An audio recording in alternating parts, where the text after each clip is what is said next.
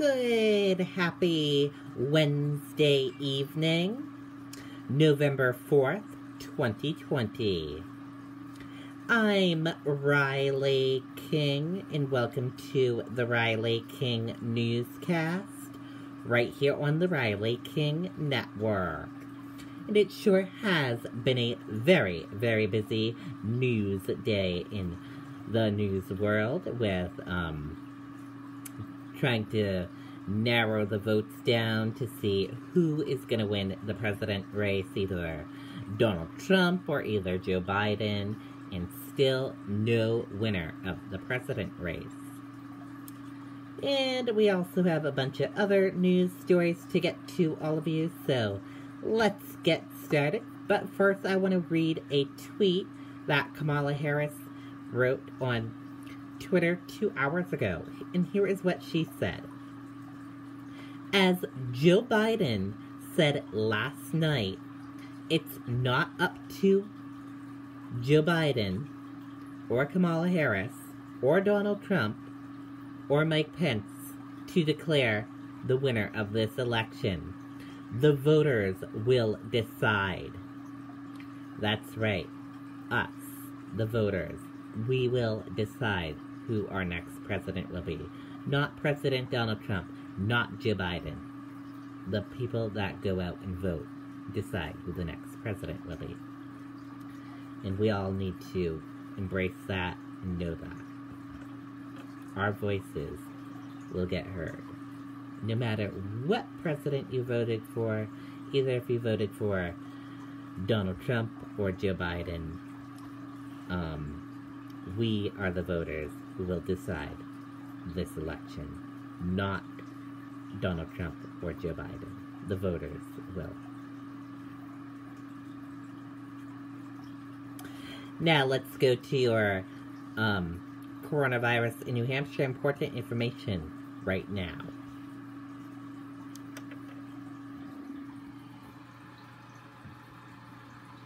And here is a look at your COVID-19 in New Hampshire right now. There are 11,563 number of people in New Hampshire have tested positive for COVID-19. 9,428,319 number of people in the United States have tested positive.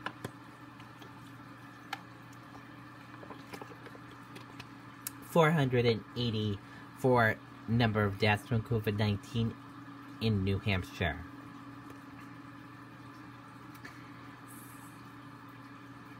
787 number of people who have been hospitalized with COVID-19 in New Hampshire. And 116 number of deaths from COVID-19 in the United States.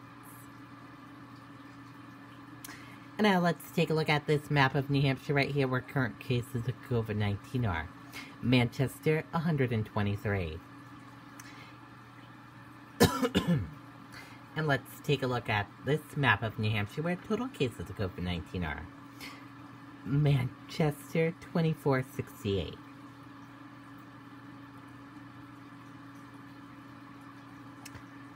And now let's take a look at these three charts here. Let's start with the first chart here. New cases each day in New Hampshire.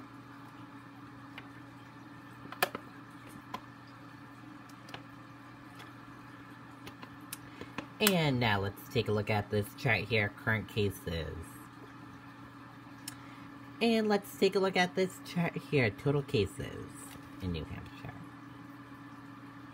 And now let's take a look at this chart here, positive PCR test rate and daily PCR test. And let's take a look at this chart here, age group of cases, female and male of cases, and risk information.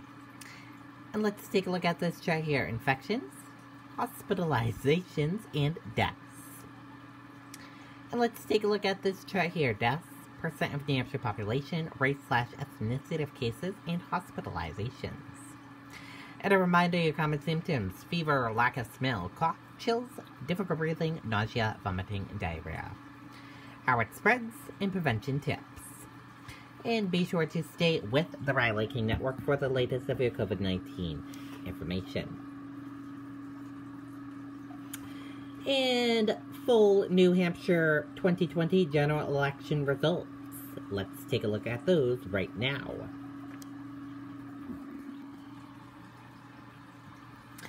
And in the president general election race, Joe Biden won New Hampshire. In the governor race for New Hampshire, GOP Chris Sununu, incumbent, won New Hampshire. In U.S. Senate race, incumbent Jeanne Shaheen, Democrat, won New Hampshire. U.S. House District 1, incumbent Chris Pappas, Democrat, won New Hampshire. In U.S. House District 2, incumbent Annie Kuster won New Hampshire. That is a look at the races right here in New Hampshire. And still no winner in the president race.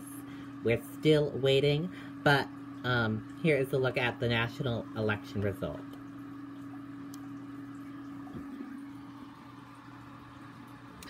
So as you can see here, Joe Biden is in the lead, 253, and Donald Trump is 214. Either Donald Trump or Joe Biden need 270 to win this election.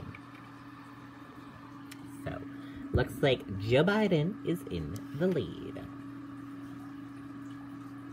And election 2020 live updates and results. Hundreds of thousands of votes are still being counted in some states. Election day is turning into election week as counting of votes continue across the country, with primarily results showing tight races in several key battleground states. Candidates need 270 electoral college votes to secure the presidency. ABC News projected Donald Trump currently has 214, while former Vice President Joe Biden has 227. Both Trump, the Republican incumbent, and Biden, his Democrat challenger, addressed the nation in the early hours of Wednesday morning. Each expressed confidence in the race for the White House. Trump invited about 400 people to the White House East Room for an indoor watch party as the election considered by many referendum on his handling of the ongoing pandemic unfolded before them. In the week leading up to Election Day, more than 100 million early votes were cast, shattering early turnout records across the country. Hundreds of thousands of votes are still being counted. Biden criticized as apparent winner of Wisconsin. Susan Collins wins Senate race in Maine. Twitter slaps a disrupted label on Trump tweet about unfounded tweet claiming surprise ballot dumps. Trump's top campaign advisor plotting path forward, sources say. Pennsylvania officials say they're approaching 50% of mail-in ballot being counted. And your 4:39 p.m. update. Biden projected to win Michigan.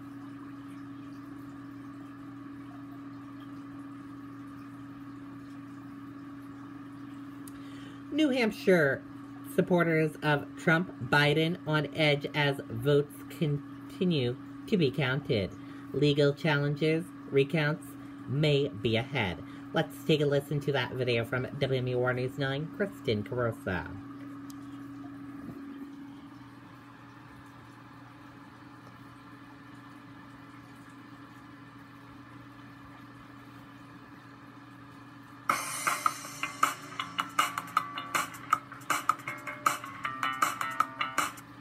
spoke with two supporters today, both anxiously awaiting complete results from the presidential election. Both sides tell me this morning they are surprised at how tight the race is. They say people need to be patient as the results continue to come in, partly due to the significant increase in absentee ballots cast this year across the country. At this point, they wonder if the large amount of early voting could bring up legal problems in the weeks ahead. I think President Trump made it very clear last night that he has every intention of taking this to the courts and trying to tie things up so we could see, at least a few days where the courts will take a look at whatever the charges are that the president brings. But I think it's extremely difficult for him to reverse the votes being counted the way they are. The Supreme Court is a constitutional court, and they don't make law, but they will comply with whatever laws that we have on the books, okay, for these federal elections. So I feel confident that this is, not right, that there's got to be laws out there somewhere that says those votes that come in on the next day should not be counted. And of course, if there are recounts, the outcome could be delayed even further. Live in the newsroom, Kristen Carosa, WMUR News 9. Okay, and there you go on that video and that report. Town city clerks report few problems aimed heavy election turnout. Surge in absentee ballots, new registrations seen in many locations. Let's take a listen to that video from WMUR News 9, Ray Brewer. Chapel Tractor has been in our family since 1955, when great-grandfather Pearlie and our grandfather George decided to sell tractors up. Gary, the town clerk, says the preliminary numbers indicate they had about 75% of the eligible voters cast ballots. It was a little bit higher than in 2016, I think by a few hundred voters, so that's always a good sign when the numbers are increasing on the active voters in town. And Gary mirrored what was reported elsewhere in New Hampshire when it came to absentee ballots. In 2016, we had about 1,200 for the general election. This year, we're between 6,000 to 7,000, I'd say, total absentee ballots. And while the town moderator says for the most part the lines kept flowing, we did have a little bit of a line at new voter registration. I believe they did over 1,600 new voter registrations yesterday. However, there were some COVID-related problems with a few voting machines. Some voters with hand sanitizer putting their ballots into the ballot box, kind of gumming up the system a little bit. In Londonderry, though, it was a different situation that brought their count to a halt. One of our calculating machines actually had a memory card that just malfunctioned. And that meant that all 16,000 ballots had to be recounted. In about 3 hours, we recounted every ballot. Our biggest priority was to keep transparency of our election and to keep the integrity of every ballot for each voter. And we really did. We accomplished that. As for what comes next, Derry's town clerk is probably speaking for a lot of election officials. Looking forward to a little bit of downtime now that the election's passed. While the statewide races have been called, as far as the final numbers are concerned, the Secretary of State's office says they're still compiling them and should have them ready by this afternoon. In Derry, Ray Brewer, WMUR News 9. Okay, and there you go on that video and that report.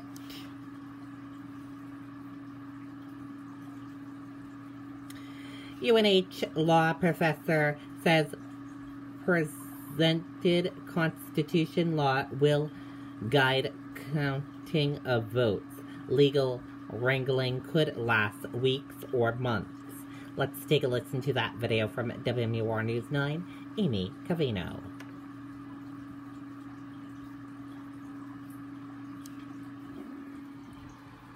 It is confusing, Sean. UNH law professor John Grady says precedent, the Constitution, and federal law will help guide us through this counting process for this presidential election.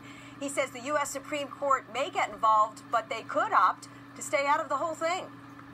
The confusion surrounding the outcome of the presidential race is reminiscent of the Gore-Bush race back in 2020 that was squarely focused on the state of Florida. The difference this time is several states' methods and ballot counting are being questioned. The legal wrangling could go on for weeks or months. I think the president last night made it sound like he's going to go right to the Supreme Court and ask the Supreme Court to decide who wins the election. That's not what the Supreme Court does. The Supreme Court decides individual legal issues. President Trump's term ends January 20th of 2021, and if there isn't a decision made by then, the professor tells us that law allows for the Speaker of the House to take over a caretaker role of the office until a decision is made. He says he doesn't think that will happen, but it could. Live this noon, Amy Covino, WMUR News 9. Okay, and there you go on that video and that report. We'll have to see how this all unfolds. And now let's take a look at your U.S. stock market and see how your U.S. stock market closed for this Wednesday evening.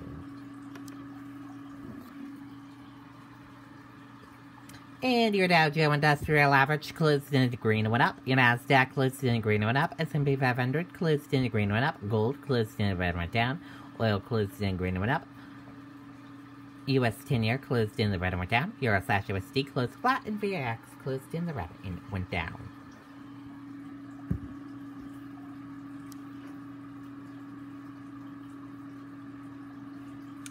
Stocks rise in post-election rally even as winner remains unclear. The S&P 500 jumps 2%. U.S. stocks climbed on Wednesday evening as the results of the presidential contest so far failed to yield a clear winner. Beer scattered across highway after tractor-trailer overturned. Minor injuries were reported. Pretty wild photo. What you see right there is a lot of beer. Take a look at the photo. Let me show you.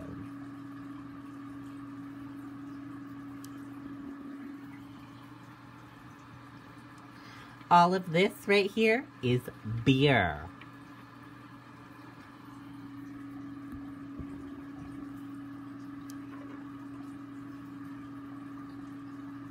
On Wednesday, a tractor-trailer flipped in Dearborn County, Indiana, sending cases of beer flying across the roadway.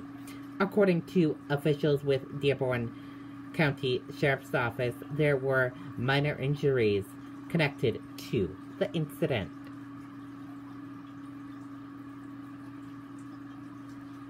And that does it for this evening edition of the Riley King Newscast, right here on the Riley King Network. Thank you for joining us for this evening edition. I hope you all have a great rest of your evening, and I'll see you back here tomorrow for another newscast.